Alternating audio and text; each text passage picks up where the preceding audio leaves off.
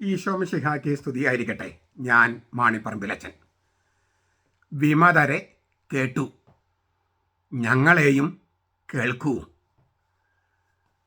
വിമതരെ കേൾക്കാൻ ഒരു രാത്രി മുഴുവൻ പാമ്പ്ളാനി പിതാവ് ചെലവഴിച്ചു. ഞങ്ങളെ കേൾക്കാൻ ഏതാനും മിനിറ്റുകൾ മതി. വിമതരിൽ നിന്ന് എഴുതി വാങ്ങേണ്ട സംഗതികൾ വാഴപ്പിണ്ടിയല്ല, നട്ടല്ലാണ് ഉള്ളതെന്ന് സുറിയാനി കത്തോലിക്ക സഭാ നേതൃത്വം തെളിയിക്കേണ്ടിയിരിക്കുന്നു. പാമ്പ്ളാനി പിതാവിന് മുമ്പിൽ സുറിയാനി കത്തോലിക്കരുടെ നിവേദനമാണ് ഈ സമർപ്പിക്കുന്നത്. വിമതർ ചേർത്ത് പിടിക്കുന്നത് തേച്ച് കളയാനും ഞെരിച്ച് കൊല്ലാനുമാണ് എന്ന ചരിത്രപാഠം സഭാ നേതൃത്വം മറക്കരുത്. ഞാൻ ഈ വീഡിയോയിൽ പറയുന്നതിനോട് യോജിപ്പുള്ളവരുണ്ടെങ്കിൽ ഈ വീഡിയോ നിങ്ങൾ പരമാവധി ഷെയർ ചെയ്ത് പ്രചരിപ്പിക്കണമെന്ന് അഭ്യർത്ഥിക്കുന്നു. മാവോയിസ്റ്റ് മുറയിൽ സമരം നടത്തിയ 21 വിമത വൈദികരെ പാമ്പ്ളാനി പിതാവ് നേരിട്ട് കണ്ടു. അവരുടെ ഡിമാൻഡുകൾ പാമ്പ്ളാനി പിതാവിന് മുമ്പിൽ അവർ സമർപ്പിച്ചിട്ടുണ്ടാകും. തീരുമാനം ഒക്കെ എടുക്കുന്നതിന് മുൻപ് ഒരു മാസമെങ്കിലും ഇതൊക്കെ പഠിക്കാനായി വേണമെന്ന് പാമ്പ്ളാനി പിതാവ് അവരോട് പറയുകയും അവർ അതിന് സമ്മതിക്കുകയും ചെയ്തുവെന്നാണല്ലോ വാർത്ത. ചർച്ച എന്ന് പറഞ്ഞാൽ രണ്ട് പക്ഷമുണ്ടല്ലോ, രണ്ട് പക്ഷങ്ങളുമായിട്ടാണല്ലോ ചർച്ച. ഒരു പക്ഷത്തെയാണ് പാമ്പ്ളാനി പിതാവ് കണ്ടതും കേട്ടതും. കഴിഞ്ഞ കുറേ സംവത്സരങ്ങളായി കത്തോലിക്ക സഭയെ മൊത്തത്തിൽ നാട്ടിച്ചു കൊണ്ടിരിക്കുന്ന വിമത വൈദിക പക്ഷത്തെയാണ് പാമ്പ്ളാനി പിതാവ് കണ്ടതും കേട്ടതും. നല്ല കാര്യം. പക്ഷെ അതോടൊപ്പം കത്തോലിക്ക സഭയുടെ കൂടെ നിലയുറപ്പിച്ചിരിക്കുന്ന ലക്ഷക്കണക്കിന് വിശ്വാസികളുണ്ട്. നിശബ്ദരെങ്കിലും അവർക്ക് അഭിപ്രായങ്ങളും വികാരങ്ങളുമുണ്ട്. അതും പാമ്പ്ളാനി പിതാവും തട്ടിൽ പിതാവും മറ്റ് സഭാ നേതൃത്വവും കേൾക്കണമല്ലോ. ഈ സത്യവിശ്വാസികൾക്ക് മാവോയിസ്റ്റ് സമരമുറ വശമില്ല. അധികാരികളെ ബന്ദികളാക്കി ഭീഷണിപ്പെടുത്തി കാര്യം നേടാൻ അവർ ശ്രമിക്കാറില്ല. ഹിംസാത്മകമായ ആക്രമണം നടത്തി സഭയെ നാറ്റിക്കില്ല. തെരുവിൽ സമരാഭാസങ്ങൾ അവർ ചെയ്യില്ല. പോലീസിനെ പ്രകോപിപ്പിക്കില്ല. പോലീസിനെ അങ്ങോട്ട് ആക്രമിച്ച ശേഷം പുറത്തു വന്ന് ഞങ്ങളെ പോലീസ് തല്ലിച്ചതച്ചേ എന്ന് ഈ സത്യവിശ്വാസികൾ നിലവിളിക്കില്ല. സഭ നിയമിച്ച വൈദികരെ മുറികളിൽ പൂട്ടിയിടില്ല. അകത്ത് തീറ്റയും കുടിയും പുറത്ത് നിരാഹാര സമരം എന്നുമുള്ള കപടനാട്യം സത്യവിശ്വാസികൾ ചെയ്യില്ല. അകത്ത് തുണി പൊക്കി കാണിക്കലും തെറി പറയലും, മുഖ്യധാരാ മാധ്യമങ്ങൾക്ക് മുമ്പിലോ പ്രാർത്ഥനായജ്ഞം എന്ന ഇരട്ടത്താപ്പ്, അത് സത്യവിശ്വാസികൾ ചെയ്യില്ല. നാഴികയ്ക്ക് 40 പ്രാവശ്യം സമൂഹ മാധ്യമങ്ങൾക്ക് മുമ്പിൽ വന്ന് നുണ പ്രചരിപ്പിക്കില്ല സത്യവിശ്വാസികൾ. ഒടിയാത്ത കൈ വെച്ച് കെട്ടി അഭിനയിക്കില്ല, ഒടിഞ്ഞുവെന്ന് അഭിനയിക്കില്ല. മൈതാനത്തിൽ മലർന്നു കിടന്ന് എന്നെ ആക്രമിച്ചേ എന്ന് നുണ പറയില്ല.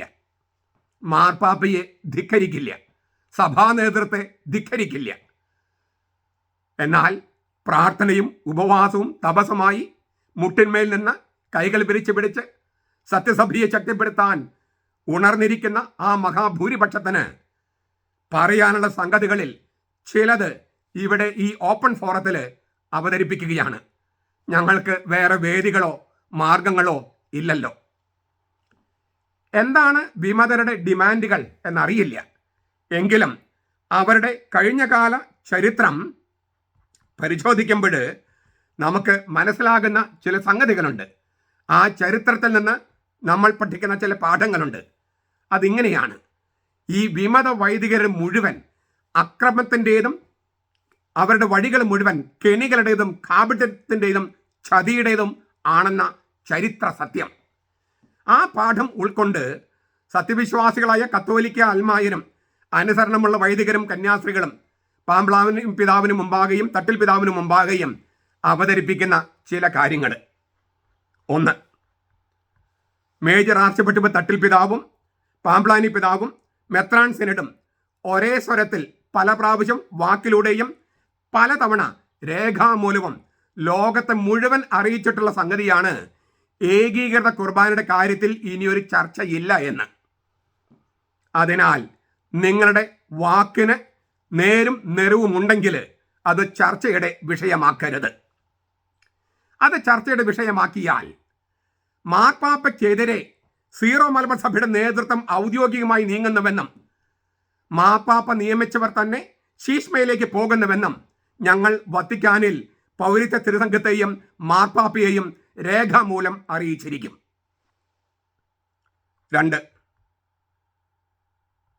വിമതരുടെ ഏത് ഡിമാൻഡും അംഗീകരിക്കുന്നതിന് മുൻപ് അവരോട് ഏകീകൃത കുർബാന ചൊല്ലി മാർപ്പാപ്പയോടും സുറിയാനി കത്തോലിക്ക സഭ എന്ന സീറോ മലബാർ സഭയുടെ മെത്രാൻ സിനഡിനോടും അനുസരണം പ്രഖ്യാപിക്കാൻ ആവശ്യപ്പെടണം.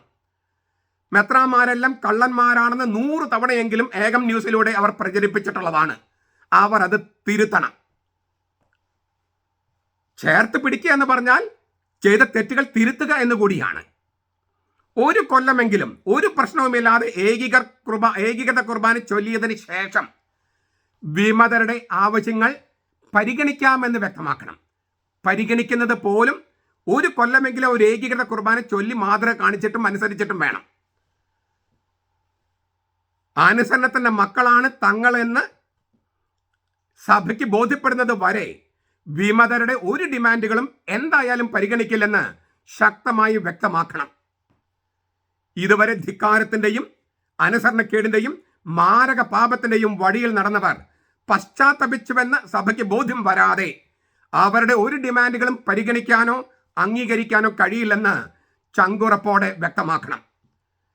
മെത്രാന്മാർക്ക് നട്ടലിന് പകരം വാഴപ്പിണ്ടിയാണ് ഉള്ളതെന്ന പരക്കെയുള്ള പരാതി ഈ ദുഷ്പേര് ഇത്തവണ മാറ്റിയെടുക്കണം.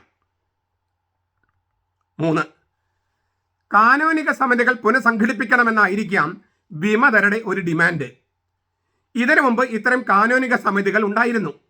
മാർപ്പാപ്പയ്ക്കെതിരെ പ്രമേയം പാസാക്കുക, സഭാ തലവനെ അനുസരിക്കുകയില്ലെന്ന് പ്രതിജ്ഞയെടുക്കുക, സർക്കുലർ കത്തിക്കുക, സഭാ നേതൃത്വത്തിന് അല്ലെങ്കിൽ സഭാ ആസ്ഥാനത്തിന് കൊടുക്കേണ്ട വിഹിതം പണം കൊടുക്കില്ല എന്ന് തീരുമാനിക്കുക തുടങ്ങിയ കലാപരിപാടികളാണ് ഇതിനു മുമ്പ് ഈ കാനോനിക സമിതികൾ ചെയ്തിരുന്നത്. മാത്രമല്ല ഈ സമരാഭാസങ്ങൾക്ക് ആളെ കൂട്ടാനുള്ള തന്ത്രവുമായിരുന്നു ഈ കാനോനിക സമിതികളുടെ രൂപീകരണം. അതിനാൽ കാനോനിക സമിതികൾ പുനഃസംഘടിപ്പിക്കുമ്പോൾ ആ കാനോനിക സമിതികളിലേക്ക് തിരഞ്ഞെടുക്കപ്പെടുന്നവർ ഇത്തരം സഭാവിരുദ്ധ പ്രവർത്തനങ്ങൾ നടത്തിയാൽ ഇനിയൊരു താക്കീതോ മുന്നറിയിപ്പോ ഇല്ലാതെ ആജീവനാന്തം പള്ളി വിലക്കിലും ജീവപര്യന്തം കൂതാശ വിലക്കിലും ആയിരിക്കുമെന്ന് സത്യസന്ധരായ സാക്ഷികൾ മുമ്പിൽ വെച്ച് അവരുടെ കയ്യിൽ നിന്ന് എഴുതി ഒപ്പിട്ട് വാങ്ങുകയും അതിന് കാനോൻ നിയമത്തിന്റെയും സിവിൽ നിയമത്തിന്റെയും പരിരക്ഷ ഉറപ്പുവരുത്തുകയും വേണം. ഞാൻ ഈ പറയുന്ന കാര്യങ്ങൾ, ഈ അവസാനം പറഞ്ഞ കാര്യങ്ങൾ, അതായത് സത്യസന്ധരായ സാക്ഷികൾ മുമ്പിൽ വെച്ച് അവരുടെ കയ്യിൽ നിന്ന് എഴുതി ഒപ്പിട്ട് വാങ്ങുകയും അതിന് കാനോൻ നിയമത്തിന്റെയും സിവിൽ നിയമത്തിന്റെയും പരിരക്ഷ ഉറപ്പുവരുത്തുകയും വേണം. അത് ഞാൻ ഈ പറയുന്ന എല്ലാ കാര്യങ്ങൾക്കും ബാധകമാണ്. അത് ഞാൻ പലപ്പോഴും ആവർത്തിക്കുന്നില്ലെങ്കിൽ പോലും. 4. എറണാകുളം അങ്കമാലി അതിരൂപതയിൽ സേവനമനുഷ്ഠിക്കുന്ന സകല വൈദികരും മാർപ്പാപ്പയുടെയും സഭാ നേതൃത്വത്തിന്റെയും സർക്കുലറുകൾ ഒന്നും വിട്ടുകളയാതെ സ്വന്തമായ വ്യാഖ്യാനങ്ങൾ നൽകാതെ പള്ളികളിൽ വായിക്കുമെന്നും വായിച്ച കാര്യം ബന്ധപ്പെട്ട അധികാരികൾ അറിയിക്കുമെന്നും ഇതിൽ വീഴ്ച വരുത്തിയാൽ അത് അനുസരണക്കേടായി കണക്കാക്കുമെന്നും സത്യസന്ധരായ സാക്ഷികൾ മുമ്പിൽ വെച്ച് അവരുടെ കയ്യിൽ നിന്ന് എഴുതി ഒപ്പിട്ട് വാങ്ങുകയും അതിന് കാനോൻ നിയമത്തിന്റെയും സിവിൽ നിയമത്തിന്റെയും പരിരക്ഷ ഉറപ്പുവരുത്തുകയും വേണം. 5. മാർപ്പാപ്പയ്ക്കും സഭാ നേതൃത്വത്തിനുമെതിരെ തെരുവിലും മറ്റും സമരം ചെയ്യാനുള്ള ആഹ്വാനം പരമപരിചിത കുർബാനയ്ക്കിടയിലോ പള്ളിയിലോ വെച്ച് നൽകുകയില്ലെന്നും പള്ളിയിൽ നിന്ന് ലഭിക്കുന്ന പണം അത്തരം സഭാവിരുദ്ധ പ്രവർത്തനങ്ങൾക്ക് ഉപയോഗിക്കുകയില്ലെന്നും അവരുടെ കയ്യിൽ നിന്ന് എഴുതി ഒപ്പിട്ട് വാങ്ങണം. 6. ആരെ എവിടെ എപ്പോൾ നിയമിക്കണമെന്നത് മെത്രാന്റെ അധികാര പരിധിയിൽപ്പെട്ട കാര്യമാണല്ലോ. അങ്ങനെയെങ്കിൽ ഒരു അച്ഛനെ മാറ്റി മറ്റൊരാളെ നിയമിക്കുന്നതും മെത്രാന്റെ അധികാര പരിധിയിൽപ്പെട്ടതാണ്. നിയമിക്കപ്പെട്ടവര് ധിക്കാരം കാണിച്ചാൽ സമയത്തിന് മുമ്പേ അവരെ മാറ്റാനും മെത്രാൻ അധികാരമുണ്ട്. അതിനാൽ മെത്രാൻ നിയമിക്കുന്ന വൈദികർക്ക് പ്രവർത്തിക്കാൻ പറ്റാത്ത വിധത്തില് ഉപരോധങ്ങളും മറ്റും ചെയ്യുകയില്ലെന്ന് വിമത വൈദികരിൽ നിന്നും അൽമായ മുന്നേറ്റക്കാരിൽ നിന്നും എഴുതി വാങ്ങി, ഒപ്പിട്ട് വാങ്ങി, അത് വാങ്ങുക മാത്രമല്ല അത് ഉറപ്പാക്കണം. 7. കാനോൻ നിയമം കടലിലെറിയൂ എന്നായിരുന്നല്ലോ ക്രിസ്മസ് നാളിലെ നിൽപ്പ് സമരത്തിന്റെ അജണ്ട. പൗരത്വ സുറിയാനി സഭകൾക്ക് വേണ്ടിയുള്ള കാനോൻ നിയമം അനുസരിക്കുമെന്ന് എഴുതി വാങ്ങണം. ഇത്തരം സമരാഭാസങ്ങൾ ഇനി ആവർത്തിക്കുകയില്ലെന്ന് ഉറപ്പ് വാങ്ങണം. 8. പൗരത്വ സഭകൾക്ക് വേണ്ടിയുള്ള കാനോൻ നിയമത്തിന് വിരുദ്ധമായി എറണാകുളം അങ്കമാലി അതിരൂപതയിൽ പ്രത്യേക നിയമങ്ങൾക്ക് രൂപം നൽകിയിട്ടുണ്ടോ എന്ന് പരിശോധിക്കാൻ. രൂപതയില്ല, ഇല്ലേ, ഓരോ പർട്ടിക്കുലർ ലോ, രൂപതയ്ക്ക് പർട്ടിക്കുലർ ലോ, അത് പൗരത്വ സഭകൾക്ക് വേണ്ടിയുള്ള കാനോൻ നിയമത്തിന് വിരുദ്ധമായിട്ടാണോ എറണാകുളം അങ്കമാലി അതിരൂപതയിൽ പർട്ടിക്കുലർ ലോക്ക് രൂപം കൊടുത്തിരിക്കുന്നതെന്ന് പരിശോധിക്കാൻ അതിരൂപത്തിന് പുറത്തു നിന്നുള്ള കാനോൻ നിയമ വിദഗ്ധർ ഉൾപ്പെടുന്ന ഒരു കമ്മീഷനെ നിയമിക്കണം. കമ്മീഷൻ നിയമിച്ച് അതിന് സഹകരിക്കാമെന്ന് ഇവരുടെ കയ്യിൽ നിന്ന് എഴുതി വാങ്ങണം. 9. ഒരുപക്ഷെ ഏറ്റവും പ്രധാനപ്പെട്ട നിർദ്ദേശം എനിക്ക് പറയാനുള്ള ഇതാണ്. ഇപ്പോഴത്തെ കൂരിയ ക്രിമിനൽസ് ആണെന്നും അധാർമികമാണെന്നും പ്രഖ്യാപിച്ച് അവരിൽ നിന്ന് കൂരിയായി ശുദ്ധീകരിക്കാൻ, അവരെ പുറത്താക്കാൻ വേണ്ടിയാണ് മാവോയിസ്റ്റ് രീതിയിൽ വിമത വൈദികർ ആക്രമണം നടത്തിയത്. സ്വാഭാവികമായും ഇപ്പോഴത്തെ കൂരിയായെ പുറത്താക്കണമെന്നും പുതിയ ആളുകളെ നിയമിക്കണമെന്നും വിമത വൈദികർ പാമ്പ്ലാനി പിതാവിനോട് ആവശ്യം ഉണ്ടാകാം. തീർച്ചയായും ആരെ എവിടെ നിയമിക്കണമെന്നത് ഞാൻ പറഞ്ഞതുപോലെ മെത്രാന്റെ സവിശേഷ അധികാര പരിധിയിൽ വരുന്ന കാര്യമാണ്. പക്ഷേ 2024 ജൂൺ 9 മുതൽ ഏകീകൃത കുർബാന ചൊല്ലാത്തവർ ശീഷ്മയിലാണെന്ന് മാർപ്പാപ്പയും സീറോ മലബാർ സഭയുടെ നേതൃത്വം തന്നെയും ഔദ്യോഗികമായി ലോകത്തെ മുഴുവൻ അറിയിച്ചിട്ടുള്ളതാണ്. ലോകത്തെ മുഴുവൻ. അങ്ങനെ ശീഷ്മയിലായിരിക്കുന്നവരെ കൂരിയായാലോ മറ്റേതെങ്കിലും ഔദ്യോഗിക സ്ഥാനത്ത് നിയമിക്കുന്നത് ധാർമ്മികമല്ലല്ലോ. ശീഷ്മയിലുള്ളവരല്ലേ ശരിക്കും സഭയുടെ നിയമം അനുസരിച്ച് ക്രിമിനൽസ്. അതുകൊണ്ട് അനുസരിച്ച് മാതൃക നൽകിയ വൈദികർ ഒഴിവാക്കി ധിക്കരിച്ച് ഇടർച്ച നൽകിയവരെ അവിടെ നിയമിക്കുന്നത് ഒരു സഭാധികാരിക്കും ചേരുന്ന പ്രവൃത്തിയായിരിക്കുകയില്ല. വിമതർ കൂരിയായി മാറ്റണമെന്ന് ആവശ്യപ്പെട്ടാലും സഭാ നേതൃത്വം അത് അംഗീകരിച്ചിട്ടില്ലല്ലോ. എന്തിനാണ് താൻ മുൻവിധിയോടെ ഇത് മുൻകൂറായി ആവശ്യപ്പെടുന്നത് എന്ന് ഈ വീഡിയോ കേൾക്കുന്ന ചിലരെങ്കിലും ചോദിച്ചേക്കാം. സഭാ നേതൃത്വത്തിൽ ചിലരുടെ ഇതുവരെയുള്ള നിലപാടുകളിൽ ബഹുഭൂരിപക്ഷം കത്തോലിക്ക വിശ്വാസികൾക്കും ആശങ്കയുള്ളതുകൊണ്ട് എന്നാണ് അതിനുള്ള മറുപടി. 10. കഴിഞ്ഞ കുറെ സംവത്സരങ്ങളായി കത്തോലിക്ക സഭയെയും മാർപ്പാപ്പയെയും പരിശുദ്ധ സിംഹാസനത്തെയും തെരുവിലും പള്ളിയിലും സകല സ്ഥലത്തും ആക്ഷേപിച്ച് ഇടർച്ച നൽകിയ വിമത വൈദികർക്ക് ശിക്ഷയും പിഴയും ഈടാക്കണം. പുരോഹിതൻ അന്തസ്സ് മാത്രമല്ല വിമതരെ കളങ്കപ്പെടുത്തിയത്. അൽമായരുടെ, വിശേഷിച്ച് യുവാക്കളുടെ വിശ്വാസമാണ് അവർ തല്ലി തകർത്തത്. അവർ നശിപ്പിച്ച ഒരുപാട് സംഗതികളുണ്ട്. അവർ മൂലം സഭയ്ക്ക് വന്നു ചേർന്ന അനാവശ്യ ചെലവുകളുണ്ട്. കത്തോലിക്കർക്ക് പുറത്തിറങ്ങി നടക്കാൻ പറ്റാത്ത വിധം നാണക്കേട് സൃഷ്ടിച്ച അവരെ മാതൃകാപരമായി ശിക്ഷിക്കുന്നതിന് ഭാഗമായി അവരിൽ നിന്ന് നഷ്ടപരിഹാരം ഈടാക്കണം. അത് പള്ളിയുടെ പൊതു ഫണ്ടിൽ നിന്ന് ആയിരിക്കരുത്. 11. എറണാകുളം അങ്കമാലി അതിരൂപയിൽ പ്രവർത്തിക്കുന്ന കന്യാസ്ത്രീകൾ മാർപ്പാപ്പയ്ക്ക് എതിരെയുള്ള സമരത്തിൽ പങ്കെടുത്തു. അവർക്കെതിരെ കാനോനിക നടപടികൾ സ്വീകരിക്കണമെന്ന് അവരുടെ ബന്ധപ്പെട്ട അധികാരികൾ അറിയിക്കണം. കന്യാസ്ത്രീകൾക്കെതിരെയും അവരുടെ കോൺഗ്രിഗേഷനെതിരെയും സഭാ നേതൃത്വം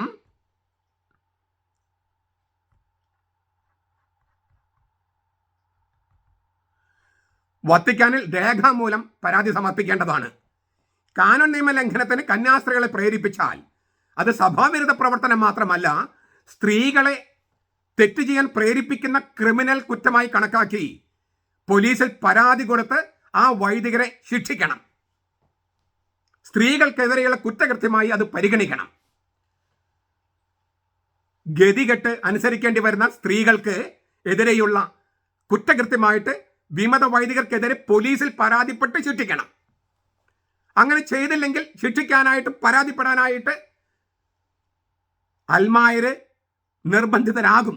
അത് സംഭവിക്കാതിരിക്കാൻ വേണ്ടിയാണ് മുൻകൂട്ടി പറയുന്നത്. 12. സഭാവിരുദ്ധ പ്രവർത്തനങ്ങൾക്ക് പള്ളി ജീവനക്കാരെയോ കപ്പിയാര് പിന്നെ അങ്ങനെയുള്ള ആളുകളുണ്ടല്ലോ അവരെയോ കൈക്കാരന്മാരെയോ പള്ളിയുടെ ആനുകൂല്യം പറ്റുന്നവരെ നിർബന്ധിച്ചാൽ അതും പ്രേരണാക്കുറ്റം ചുമത്തി ക്രിമിനൽ കുറ്റമായി കണക്കാക്കി പോലീസിൽ പരാതി സമർപ്പിക്കുമെന്ന് എഴുതി വാങ്ങണം വിമത വൈദികർക്കെതിരെ. 13. തുടർച്ചയായി സഭാവിരുദ്ധ പ്രവർത്തനങ്ങൾ മാത്രം പ്രചരിപ്പിക്കുന്ന ഏകം ന്യൂസ് നിർത്തലാക്കണം. 14 സസ്പെൻഷൻ, കാരണം കാണിക്കൽ നോട്ടീസ് എന്നിവ കിട്ടിയിരിക്കുന്ന വൈദികരെ അനുസരിച്ച് മാതൃ കാണിക്കുമെന്ന് ഉറപ്പ് തരാതെ അവർക്കെതിരെയുള്ള ശിക്ഷാ നടപടികൾ മരവിപ്പിക്കരുത്. ഉറപ്പ് ലംഘിച്ചാൽ പിന്നെ ഡിസ്മിസൽ മാത്രമാണ് അവരുടെ മുമ്പിലുള്ളതെന്ന് അവരെ ബോധ്യപ്പെടുത്തണം. 15 അബ്യൂസിവ് യൂക്കറിസ്റ്റിക് സെലിബ്രേഷൻ എന്ന് മാർപ്പാപ്പ വിധി കൽപ്പിച്ച 33 വിമത വൈദികര് അനുക്തസിദ്ധമായി ഓട്ടോമാറ്റിക്കായിട്ട് കത്തോലിക്ക സഭയ്ക്ക് പുറത്താണ്. ഓട്ടോമാറ്റിക് കമ്മ്യൂണിക്കേഷൻ ആണ്. സഭ ഓട്ടോമാറ്റിക്കായിട്ട് അനുക്തസിദ്ധമായിട്ട് അവർ സഭ ബ്രട്ടിലാണ്, അവർ സഭയ്ക്ക് പുറത്താണ്. അതിനാൽ തന്നെ അവർ പിന്നീട് അർപ്പിച്ച എല്ലാ കുർബാനയും കഠിനമായ മാരകപാപത്തിലുള്ളതായിരുന്നു. അവരെ കത്തോലിക്ക സഭയിലേക്ക് തിരിച്ചെടുക്കണമെങ്കിൽ പിന്തുടരേണ്ടതായ കാനോനിക നടപടിക്രമങ്ങളുണ്ട്. അതിന് അവർ വിധേയമാകുമെന്ന് ആ 33 മാരക പാപികൾ എഴുതി ഒപ്പിട്ട് നൽകണം. 16 തോന്നിയ പോലെ തോന്നിയ സ്ഥലത്ത് തോന്നുംപടി കുർബാന ഏർപ്പിച്ച് ഇനിയും കർത്താവിനെ ദ്രോഹിച്ചാൽ മുന്നറിയിപ്പോ താക്കീതോ ഇല്ലാതെ സസ്പെൻഷൻ, ഡിസ്മിസൽ തുടങ്ങിയ ശിക്ഷാ നടപടികൾ നേരിടേണ്ടി വരുമെന്ന് വ്യക്തമാക്കുകയും അതിന് അവർക്ക് സമ്മതമാണെന്ന് എഴുതി വാങ്ങി അതിന് നിയമത്തിന്റെ പരിരക്ഷ ഉറപ്പാക്കുകയും വേണം. 17 തുടർച്ചയായി സഭാവിരുദ്ധ പ്രവർത്തനം മാത്രം കാഴ്ചവെക്കുന്ന അൽമായ മുന്നേറ്റക്കാരിൽ നിന്ന് ആരെയും സഭയുടെ ഔദ്യോഗിക സ്ഥാനങ്ങൾ നിയമിക്കാൻ പാടുള്ളതല്ല. അങ്ങനെ ചെയ്താൽ തെറ്റായ സന്ദേശമാണ് അത് സത്യവിശ്വാസികൾക്ക് നൽകുക. അവർ ആദ്യം മാർപ്പാപ്പയെയും മെത്രാൻ സിനഡിനെയും അനുസരിക്കുന്നവരാണെന്ന് സംശയത്തിന് അതീതമായി ജീവിതം കൊണ്ട് തെളിയിക്കട്ടെ. മാത്രമല്ല അങ്ങനെ ഒരു സംഘടനയിൽ പ്രവർത്തിക്കുന്നത് സഭാവിരുദ്ധമാണെന്ന് പരസ്യമായി പ്രഖ്യാപിക്കണം, ബോധ്യപ്പെടുത്തണം. അതിരൂപത സംരക്ഷണ സമിതി എന്ന വിമത വൈദികരുടെ സഭാവിരുദ്ധ സംഘടന പിരിച്ചുവിടണം. 19 സഭയിൽ നിന്ന് പുറത്താക്കിയവരെയും സഭയ്ക്കെതിരെ പ്രവർത്തിക്കുന്ന വിജാതീയരെയും സഭാവേദികളിലും സമരവേദികളിലും കൊണ്ടുവന്ന് പ്രസംഗിപ്പിക്കാൻ പാടുള്ളതല്ല. 20 വിഭാഗീയത പ്രചരിപ്പിക്കുന്ന പാപകരമായ പ്രാദേശികവാദം ഉയർത്തുകയില്ലെന്നും സഭയുടെ ഐക്യത്തിനായി പ്രവർത്തിക്കുമെന്നും വിമത വൈദികർ സമ്മതിക്കണം. സഭയിൽ വിഭാഗീയത അനുവദിക്കുകയില്ലെന്ന് പാമ്പ്ലാനി പിതാവ് പറഞ്ഞ വാക്ക് പാലിക്കണം. വാക്കിനോട് നേരും നിറവും കാണിക്കണം. തട്ടിൽ പിതാവിനും പാമ്പ്ലാനി പിതാവിനും കർത്താവിന്റെ കൃപയും പരിശുദ്ധ റൂഹായുടെ ദാനമായ ആത്മധൈര്യം എന്ന നെഞ്ചുറപ്പം ഉണ്ടാകട്ടെ എന്ന് ഞങ്ങൾ എല്ലാവരും പ്രാർത്ഥിക്കുന്നു. നമ്മുടെ കർത്താവ് ഈശോ മിശിഹായുടെ കൃപയും പിതാവായ ദൈവത്തിന്റെ സ്നേഹവും പരിശുദ്ധാത്മാവിന്റെ സഹവാസവും നാം എല്ലാവരോടും കൂടി ഉണ്ടായിരിക്കട്ടെ, ഇപ്പോഴും എപ്പോഴും എന്നേക്കും. ആമേൻ.